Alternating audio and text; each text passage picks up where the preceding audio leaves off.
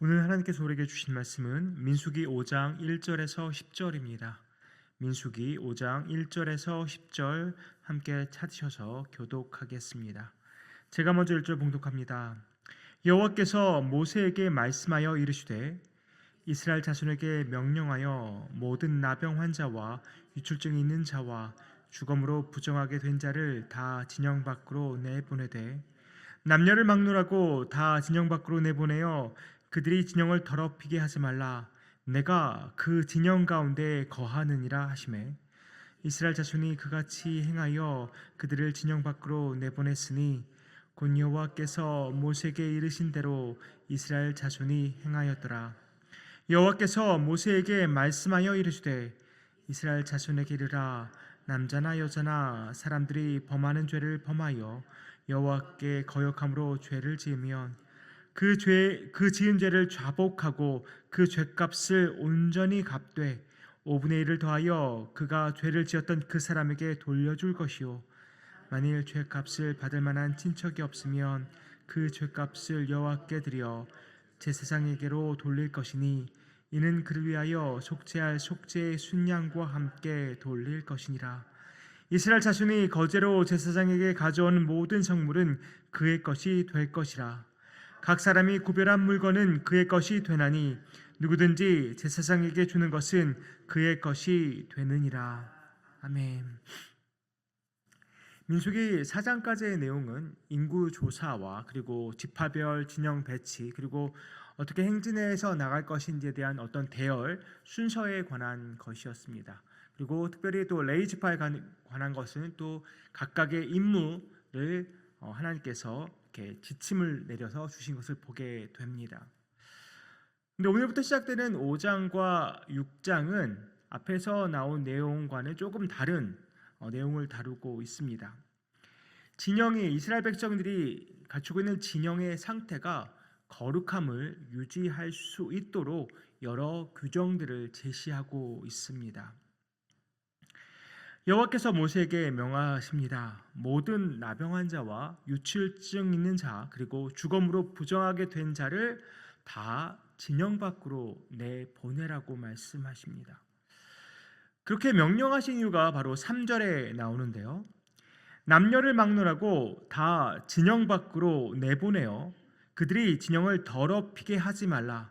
내가 그 진영 가운데에 거하느니라. 물론 이 부분을 위생학적인 측면에서도 볼 수 있을 것 같습니다.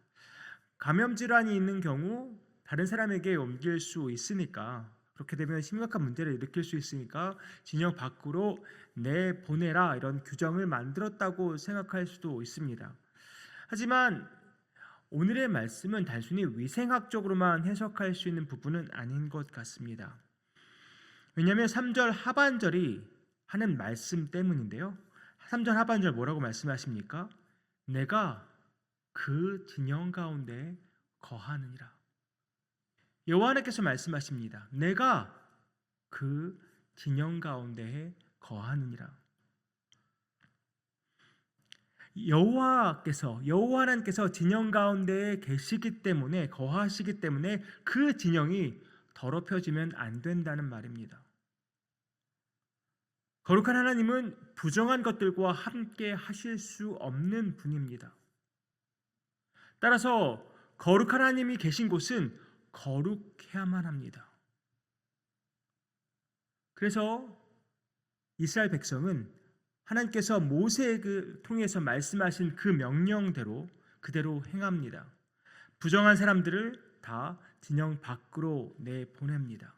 그래서 진영 안을 정결하게 하고 거룩하게 유지하도록 합니다. 네, 오늘의 이 말씀을 이제 신약 시대를 살아가고 오늘을 살아가고 있는 우리에게 어떻게 적용할 수 있을까? 이 문제가 참 쉽지는 않은 것 같습니다.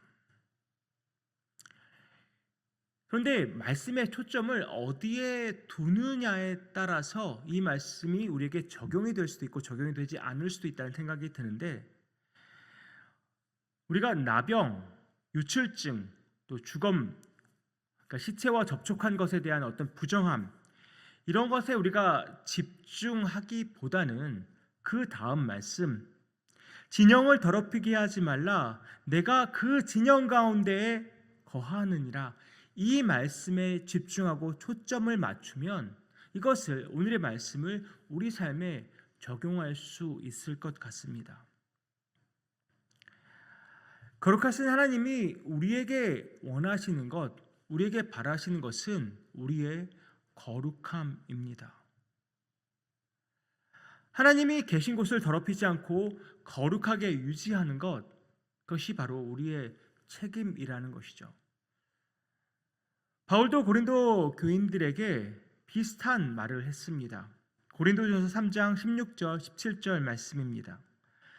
너희는 너희가 하나님의 성전인 것과 하나님의 성령이 너희 안에 계시는 것을 알지 못하느냐? 누구든지 하나님의 성전을 더럽히면 하나님이 그 사람을 멸하시리라.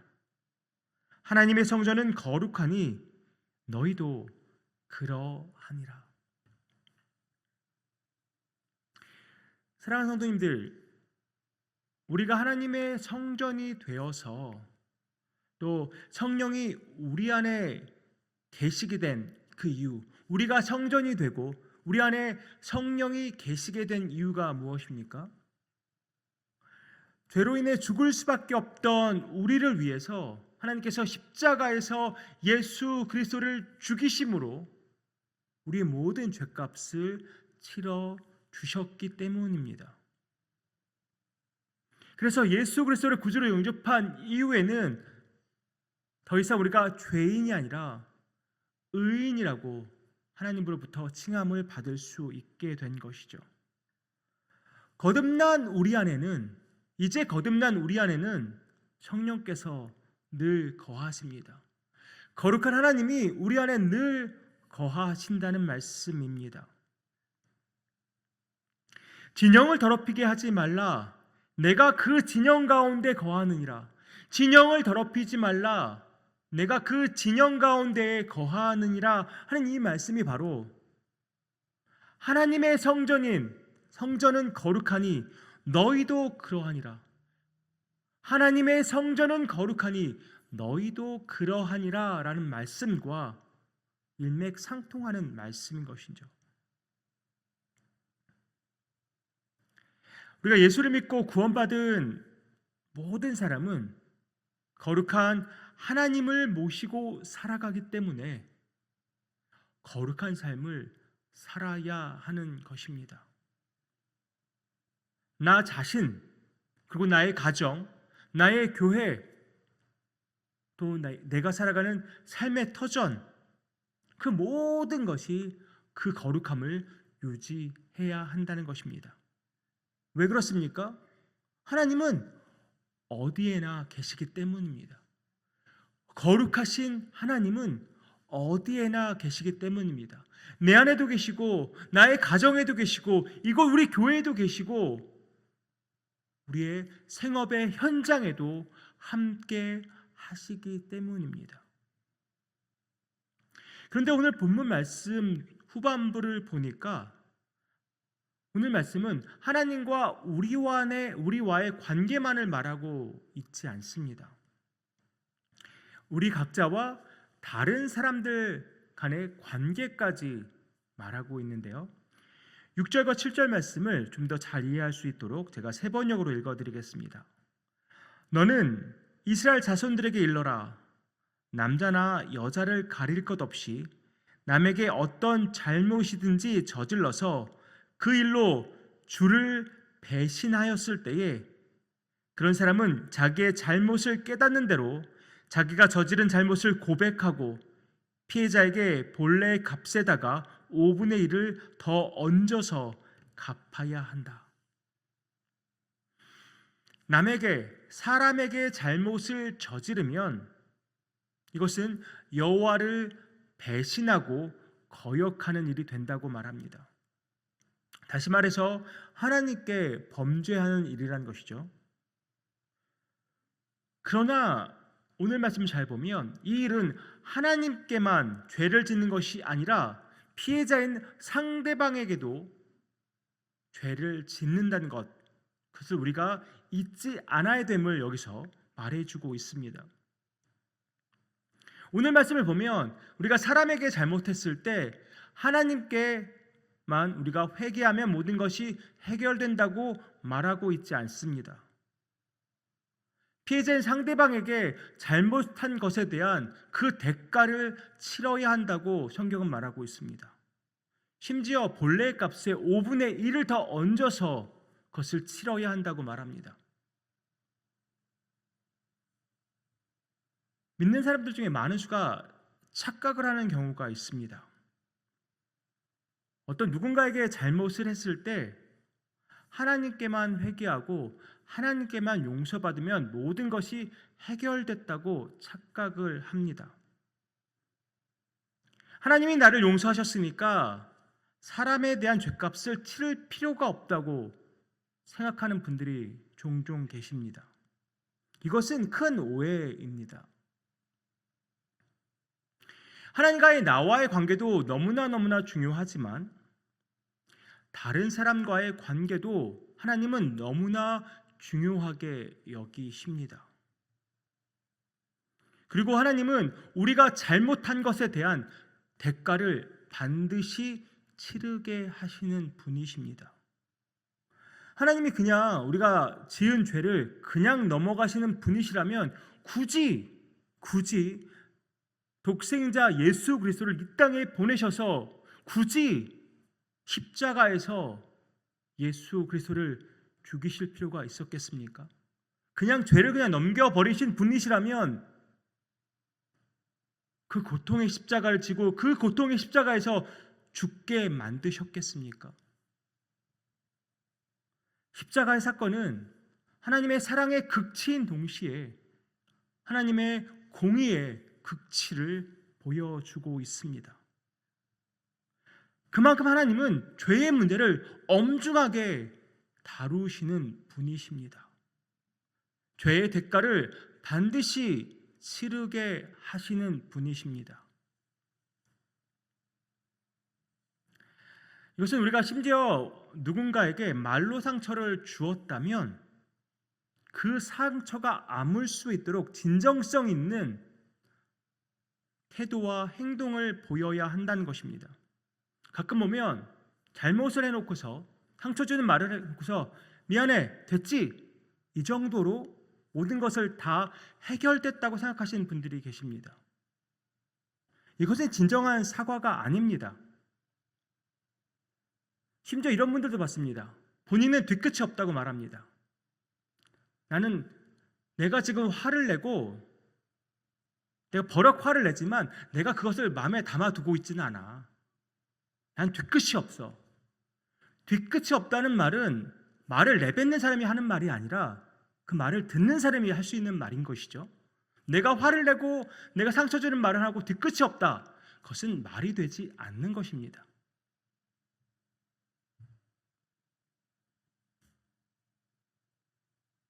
그리고 나아가서 그렇게 상대방에게 상처를 준 뒤에 하나님께 나아가서 기도한 후에 자기는 하나님께 용서받았으니 모든 것이 해결됐다고 생각하는 것입니다. 상처받은 사람은 여전히 골마서 아픈데 나는 하나님께 회개했으니 모든 것이 해결됐다고 착각하고 있는 것입니다. 하나님은 그렇게 말씀하신 적이 없습니다. 나에게만 와서 회개하라고 말씀하지 않으셨습니다. 그 사람에게 사과해야 하고 그 사람이 회복될 수 있도록 해야 한다고 말씀하고 계십니다. 오늘도 보셨죠? 5분의 1을 얹어서 그것을 죄값을 치러야 한다고 말씀하시고 계시지 않습니까? 하나님은 우리와의 관계 회복만을 강조하시는 것이 아니라 동시에 다른 사람과의 관계 회복도 너무나 중요하게 여기신다는 것입니다. 따라서 하나님께서 거룩함을 유지하라고 말씀하실 때는 수직적으로는 하나님과 또 수평적으로는 나와 다른 사람들과의 좋은 관계를 맺고 살라는 말씀입니다. 아까도 말씀드렸지만 하나님은 교회에만 계신 분이 아니라 내 안에, 그리고 내 가정에, 내 생업의 현장에, 내가 거하는 모든 곳에 계시는 분이십니다. 거룩한 하나님은 우리가 거하는, 우리가 이르는 모든, 우리가 머무르는 모든 곳에 함께 하시는 분이십니다. 하나님은 그곳을 거룩하게 하라고 말씀하십니다. 하나님과의 관계뿐만 아니라 모든 사람들과의 관계까지도 확장해서 그 거룩함을 유지하라고 말씀하십니다. 진영을 더럽히게 하지 말라. 내가 그 진영 가운데 있느니라. 하나님의 성전은 거룩하니 너희도 그러하니라. 성도님들, 이 말씀에 어떻게 반응하시겠습니까?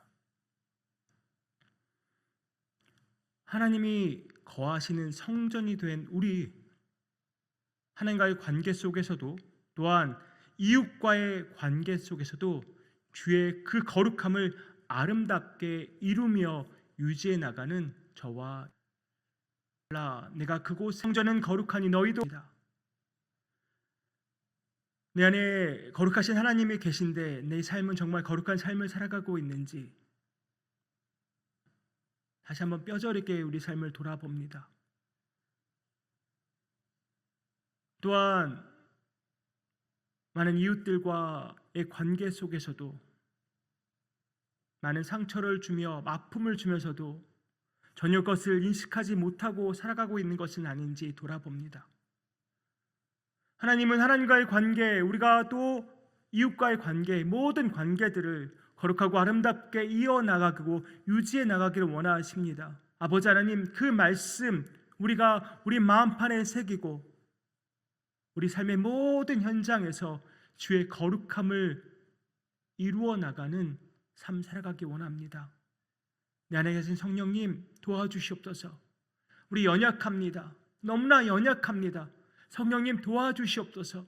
감당해내게 하여 주시옵소서. 거룩한 백성으로 온전히 살아가게 하여 주시옵소서. 이 모든 말씀 예수 그리스도 이름으로 기도하옵나이다. 아멘.